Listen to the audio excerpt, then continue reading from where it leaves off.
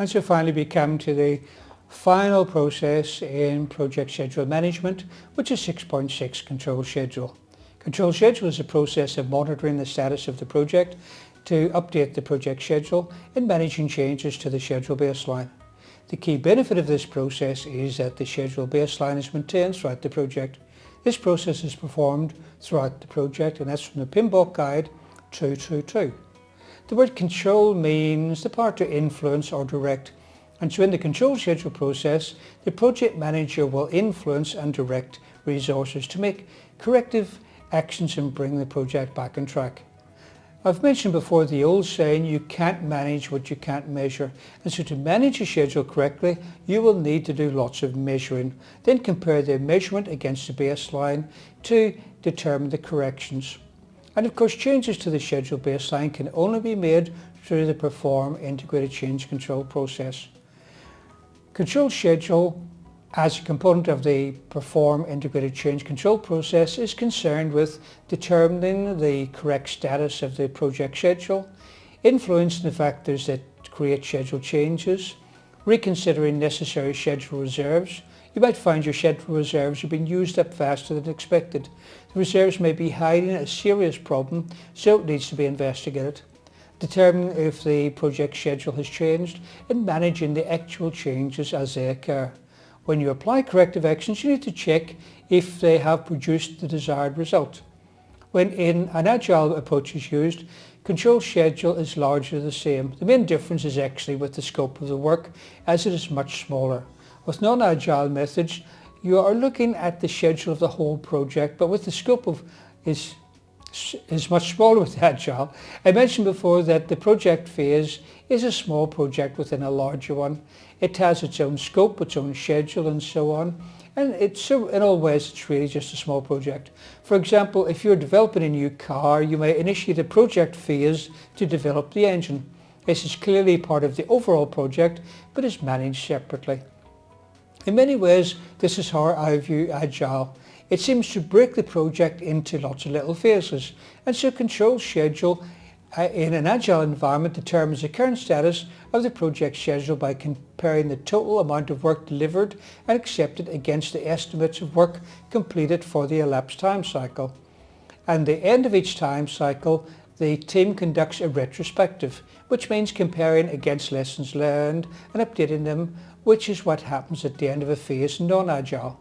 In Agile, the outstanding work is called the backlog, and it is now analysed and reprioritised to create the next piece of work to be performed and making the changes to the schedule.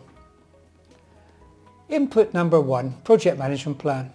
Project Management Plan components include the Schedule Management Plan. This describes the frequency that the schedule will be updated, how the reserve will be used, and how the schedule will be controlled. However, you might find that when problems begin to show up, you may need to increase the frequency until you're sure you've got control again. Schedule baseline. The two purposes of baselines are to confirm what has been agreed and also act as an area of comparison. I just realised it's almost impossible to define the word baseline without using the word baseline. In one of my courses in risk management section, the students are asked to define the differences between acceptance and avoidance. The difference, of course, is that acceptance means that you merely acknowledge a risk could happen and take no further action to deal with it. But with avoidance, you remove something from the scope of the project, so it's impossible for the risk to occur. One of my students defined the difference as acceptance means that you accept the risk, but avoidance means that you avoid it. But with the project schedule, when you agree it and get it signed off, it is then called a baseline, and that is what you compare your actuals against to determine if a change, corrective action or preventive action is necessary. Scope baseline. The work breakdown structure, deliverables, constraints and assumptions documented in the scope baseline are considered explicitly while monitoring and controlling the schedule baseline. Performance measurement baseline. When using earned value analysis, the performance measurement baseline is compared to the actual results to determine if a change, corrective action or preventive action is necessary. Input number 2, project documents. Project documents that can be considered as inputs to this process include Lessons Learned Register. As always, we use Lessons Learned Register to see if there's better ways to perform this process and to avoid traps. Project calendars. What is a project calendar? If you don't know a term while you're studying, I would advise that you always look it up in the PMBOK glossary or in the PMBOK guide if it's not in the glossary, because not all words are in the glossary. But this one is project calendar. A calendar that identifies working days and shifts that are available for scheduled activities. But notice that the input is calendars, not calendar. That's because the process may cross different organisational areas or involve different work periods, and so multiple calendars may be required. Project schedule. Project schedule refers to the most recent version of the notations to indicate updates, completed activities and started activities of the indicated date. Resource calendars. In case you think we've already covered this one, the last one's project calendars. These are resource calendars, and the resource they're talking about here is the equipment or venue type of resource rather than the people type of resource or piles of bricks type of resource. This could include heavy machinery, training rooms, computer equipment and so on. Schedule data. Schedule data will be reviewed in the control schedule process. The PMBOK guide actually says schedule data will be reviewed and updated in the control schedule process. But if it's updated, and that is an output, and what we're dealing here with is inputs.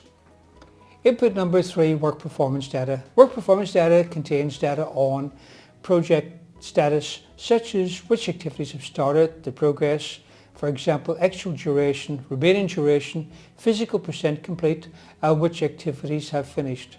Input number 4, organizational process assets. The organizational process assets that can influence the control schedule process include existing formal and informal schedule control related policies, procedures and guidelines. If your organization has a project management office, then that is where you will find these, or at least you should find them. Schedule control tools and monitoring and reporting methods to be used. Control schedule tools and equipment. Number 1, data analysis. Data analysis techniques that can be used for this process include earned value analysis. Schedule performance measurements such as schedule variance, abbreviated to SV, and schedule performance index, SPI, are used to assess the magnitude of a variation to the original schedule baseline. These are covered fully in the module on project cost management. Iteration burn down chart. This chart tracks the work that remains to be completed in the iteration backlog. It's used to analyse the variance with respect to the ideal burn down based on the work committed from iteration planning. For the exam, you don't need to know any more about this chart. It is just used for agile methods. But if you're interested in feeling a little bit agile, you may read more about this on page 226 of the PMBOK guide. Trend analysis.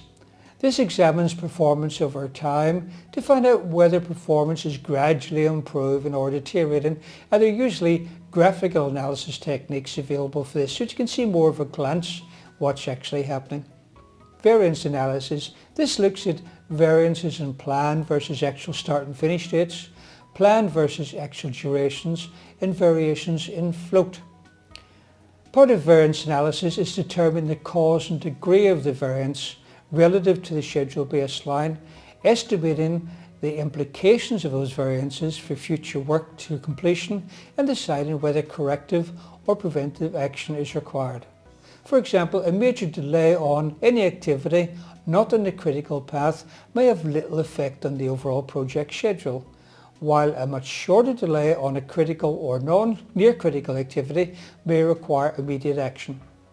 What if scenario analysis. This is used to assess the various scenarios guided by the output from the project risk management processes to bring the schedule module into alignment with the project management plan and approved baselines. Basically, it means coming up with ideas for correcting the variance and then comparing them to pick the best ones to choose. Tool and technique number 2, critical path method. Comparing the progress along the critical path can help determine schedule status. The variance on the critical path will have a direct impact on the project end date. I mentioned near critical paths earlier in the module. These are paths that will become critical if an activity on the critical path becomes delayed. One of the traps when controlling the schedule is that you focus most of your attention on the critical path. You put more resources on the critical path activities, which is called crashing, and you fast track others, which means you perform them in parallel. But suddenly an activity on the critical path is delayed, and a near critical path which you've not been paying attention to before becomes a new critical path, so you probably pull resources off the old critical path for crashing and fast tracking the new critical path, but you end up with crashing and burning instead. So keep an eye on the near critical paths as you're managing a project. Turning to technique number 3, Project Management Information System. Project Management Information Systems include scheduling software that provides the ability to track planned dates versus actual dates, to report variances to and progress against the schedule baseline, and to forecast the effects of changes to the project schedule model. Then technique number 4, Resource Optimization. This really just means taking the availability of resources into consideration when you're scheduling activities.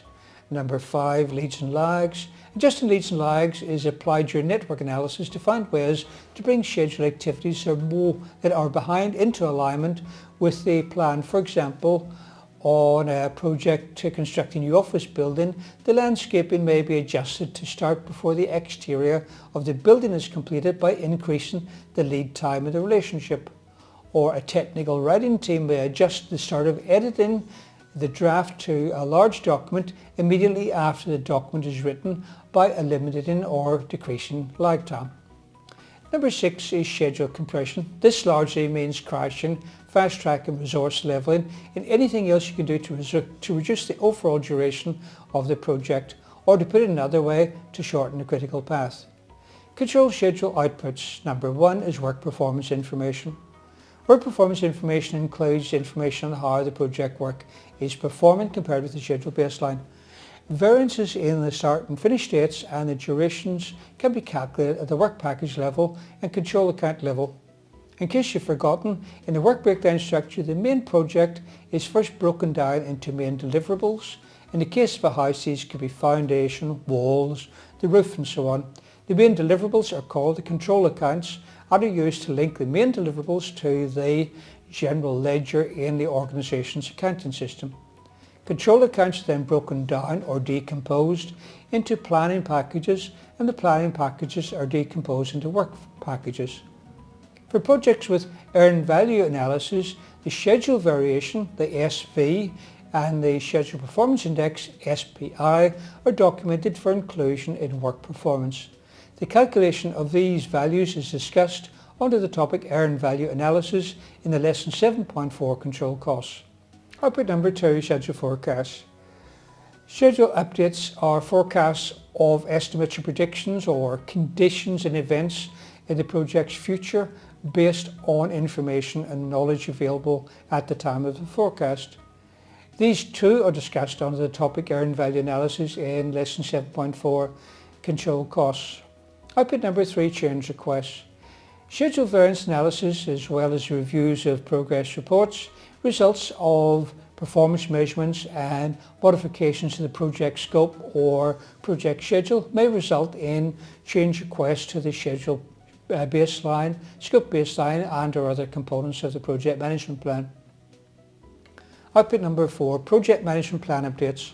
Any change to the project management plan goes through the organization's change control process via a change request.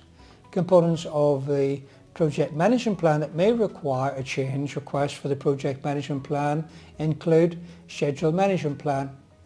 While you're performing the control schedule process, you will be following the schedule management plan. However, you will find that some things don't work well or could be done better, and so the schedule management plan might need adjusting. Schedule baseline.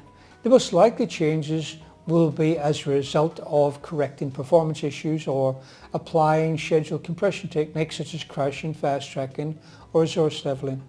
Cost baseline. Changes to the cost baseline are incorporated in responses to approved changes in scope, resources or cost estimates. performance measurement baseline.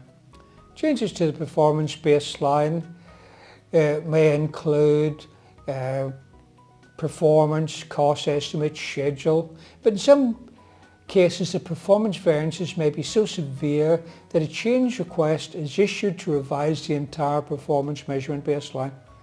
Output number 5, project document updates. There are 33 project documents that are used on a project, but they are not part of the project management plan. Project documents that may be updated as a result of carrying out the process include the assumption log, basis of estimates, the lessons learned register, the project schedule, the resource calendars, the risk register, the scheduled data. For example, new project schedule data diagrams may be developed to display approved remaining durations and approved modifications to the schedule. In some cases, the project schedule delays may be so severe that again you might have to raise a request to have the entire schedule updated. For the exam, please note that you must answer the question based on what the PMBOK guide says rather than what you or your organisation do. If you're going to change your schedule, you would probably go to your scheduling software and slide the activities around. But in the PMBOK guide, it is always a two-step method.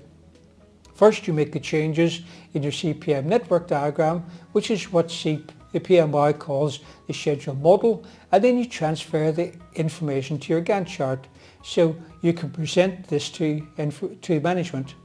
When I was in my final year at high school, one of my subjects was English literature. The first part of the class assignment was to read a book called Lord of the Flies by William Golding. And in case you read the book but never worked out who the Lord of the Flies was, it was the head of a pig stuck on a wooden pole and it was covered in flies. I'm sure you're glad I told you that. The second part of the assignment was give your thoughts on the following questions. And there was a list of about 5 questions. The first question was, how realistic and likely did you find the story? I didn't think the story was likely, and so I wrote a carefully thought out mini thesis of my views. The next time in class, the teacher called me out to the front and screamed at me, when a question asks what you think, nobody is interested in what you think. Nobody cares what you think. Much better minds than yours have examined this literature and they have told you what to think, and that is what the final exam will expect out. Obviously, I've never forgotten that, so please remember my story when you're doing the PMP exam. In every question, nobody cares what you think. All that matters is what PMI thinks. If it asks what action you'd take as a project manager, it is not the slightest bit interested in what you'd normally do in your place. It is only interested in what the PMBOK guide says, what they say would happen in such a circumstance. But that brings us to the end of control schedule process and also to the end of the project schedule management module. The next module is project cost management. Please read the corresponding chapter in the PMBOK guide before watching the video.